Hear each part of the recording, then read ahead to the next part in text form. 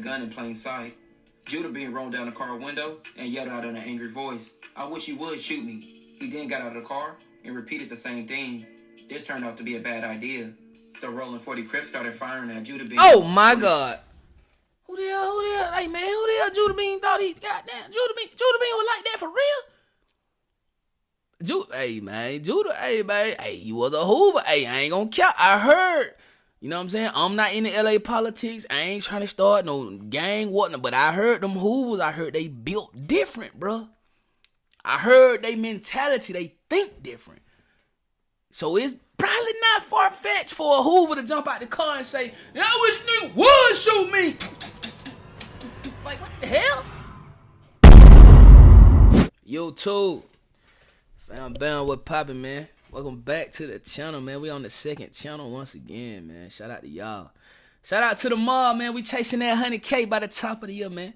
By the time next year, man, we're going to have 100K on this channel, man. I promise you that. We're going to get it. All you got to do is believe. Hey, I was talking to my wife, right? I'm going to give y'all a little game before we tap into this boring Cali. You feel me? So me and my wife were talking yesterday morning. And I was like, baby, you know, like, when you chasing your goals, like, when you going after what you want out of life, right? It got to be kind of like how I'm brushing my teeth right now. And I already know in my mind, next up, I'm going to grab the tongue scraper. You feel me? Like, I already know, bro. I'm going to hit play on this in a minute because that's what I plan to do. Okay, I'm finna pick up this ice drink. I plan to do it. And that's how you got to be with your goals, with your dreams, bro. You know what I'm saying? You got to know what you know. You got to know. Like, I'm saying I'm going to have a 100K plaque by the top of the year. I honestly believe that. I don't care how many subscribers I got right now. I'm telling y'all where I'm going to be at this time next year. That's 100K plus. And I honestly believe that, bro. I'm not saying I'm not going to have hurdles. I'm not saying I'm not going to have bad months. I may have months where I don't get no subscribers, bro. But by this time next year, I'm going to have 100K subscribers. On this channel, you know what I'm saying? Because I got like 3 channels, so I'm talking that, bro. Just like if I wanted to grab this ice drink, right? I can say in my mind, okay, I'm going to grab this ice drink. Okay, I may go to get it, bam, hit the mic. The mic may stop me. I may go to get it, tip it over, that may stop me. But at the end of the day, I'm going to still grab it, though. And that's how you got to be with your goals in life, bro. You can't let nothing stop you, bro. And you got to know it, gang. You got to know it, bro. You got to think it. You got to be bold enough to write it. And then you got to be even bold enough to know it. Because when you know it, you going to act on it, gang. You feel what I'm saying? Now, if I was in here telling y'all I'm going to have 100K subscribers, y'all never saw me. I was uploading every 4-5 months. Of course I ain't, bro. But I'm getting it in. We getting it in. We the mob, man. You know what I mean? Straight up and down, man. You feel me? But anyway, we got to tap into this Warren Kelly documentary, man. Shout out Warren Kelly, man. Y'all make sure, man, y'all lock in with my dog, man. Lock in with my dog, Warren Kelly. We got to get him to 1 million. I don't know what's his goal, but I just like his content. So we got to get him to 1 million, you feel me? But anyway, I go by Don. If you new, make sure you tap in with the kid, man. Like, comment, sub it up. Y'all know what to do. So let's hop into this content. An episode of Warren Kelly. In this episode, I'm going to detail the story of a 4Trey Hoover named Juddabean. 4Trey Hoover, Juddabean. The Hoovers are a gang that formed in the early 70s and later joined the CRIPS. The Hoovers had several sets under the Hoover umbrella. Talking about these damn Hoovers again. You got damn Hoovers. Shout out to the Hoovers, man. I ain't gonna lie, man. I like the Hoovers, man. Shout out to the Hoovers, bro. All formed at different times, starting with the 7-4 Hoovers being the first initial Hoover set. And the 7-4 Hoovers will later be followed by the rest of the Hoovers. The 4Trey Hoovers would eventually form by the late 70s, and Juddabean was an instrumental part in that, and also what the 4Trey Hoovers will become. Juddabean had rank and leadership in the 4Trey Hoovers, and is also credited as being in the early foundation of the 4Treys, being one of the founders of the gang, from carrying his position in the 4Trey. Hey, when it comes to the Hoovers, right? Y'all let me know, man. You know what I'm saying? Hey, shout out to my dog, man. He told me what a DP was. I didn't know what a DP was. A DP is basically like what they call it, discipline penalty or something like that. Like when you get disciplined by the gang. I'm a grown ass man, so I wouldn't be in no gang to get DP, but I get it. But let me with the Hoovers, right? Do the 8-Trey Hoovers rock out with the 4-Trey Hoovers? Do the 7-4 Hoovers rock out with the 8-Trey Hoovers? The 5 Deuce Hoovers, like are they like cool? Like, do they all get together and like have like a big Hoover day? You know what I'm saying? I guess what I'm asking, like, do Hoovers beef with Hoovers? Like, yo, let me know in the comment section. From jail, to the streets. But by the 80s, a new up-and-coming gang who began to make a name for themselves, called the Rolling 40 Crips, would challenge the 4 Trays and the rest of the Hoover sets. Rolling 40. By 1983, They 4 extra now. The Hoovers and the Rolling 40s issues would start, and they would never end. The Rolling 40s and the Hoovers issues began to get deadly, and many people died behind this war. On the evening of July 11, 1989, this started off as an eventful night for members of the 4 Trays, as well as the Rolling 40s. Between 6 and 7 p.m., Maurice, Juddabean, 8 Ball, and Big Black, all members of the 4 Tray Hoovers, were hanging out on the corner of 43rd and Kansas Street.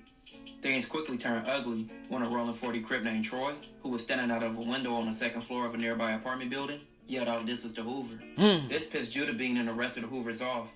They ran to the apartment building where Troy lived, kicked the door down, and started beating down Troy. After beating down Troy, the Hoovers celebrated, and they returned back to the street they were hanging out on. But moments later, So they Troy whooped drove by with a car full of Rolling 40 members. They then opened fire on the Hoovers. Big Black was shot in the ankle, and Juddabean was shot in the arm.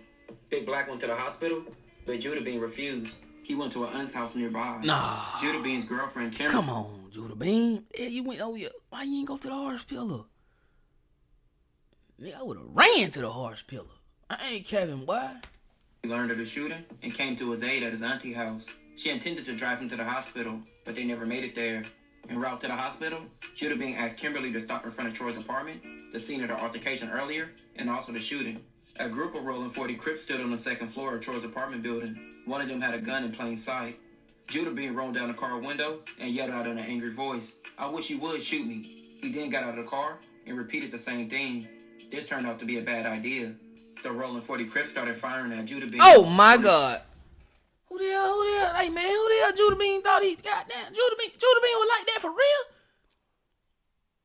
Hey man, hey, he was a Hoover. Hey, I ain't gonna count. I heard, you know what I'm saying? I'm not in the LA politics. I ain't trying to start no gang, whatnot, but I heard them Hoovers, I heard they built different, bro.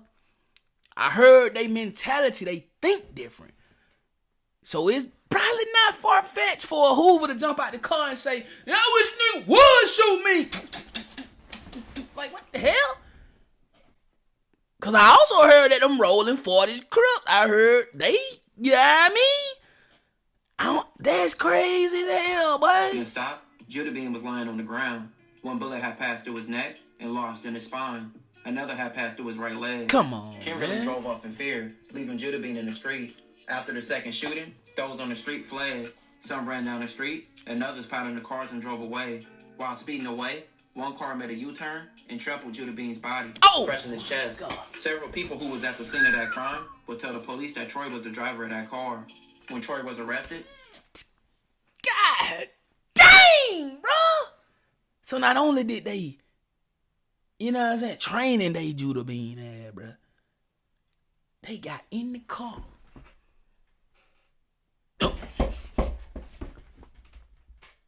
Man, that's some real hate, yang. That's some real hate, Mark. he told the police he was the driver, but he also later denied it. But many people would say if he wasn't the driver, he was in the car with the other Rolling 40 Crips. When police arrived to the scene, they seen that Juddabean had been shot 3 times. One in the arm, another in the right leg, and another one in the neck that lodged in his spine. Doctors would say that Juddabean's death didn't come from the shooting. In fact, he would have survived ordinary medical care. Juddabean's death came from blunt force when he was ran over by the car. Oh my God. Doctors stated that the chest injury was rapidly fatal and would have caused death within 1 or 2 minutes from the car running him over. Troy was the only one charged for this murder after being placed at the crime and naturally admitting to it. Juddabean was a major loss for the 4 Tray Hoovers, and over the years following his death, the 4 Trays and their turf would see a major change.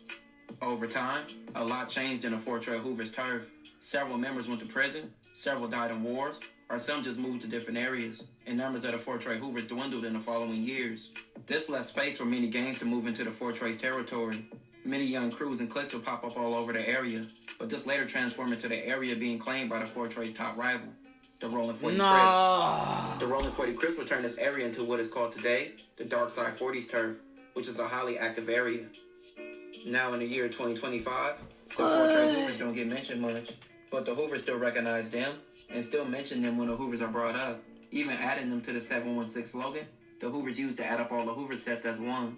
You may not hear about the four-tray Hoovers much anymore, but members like Juddabean left an impact on the Hoovers' legacy, especially for the four-tray Hoovers.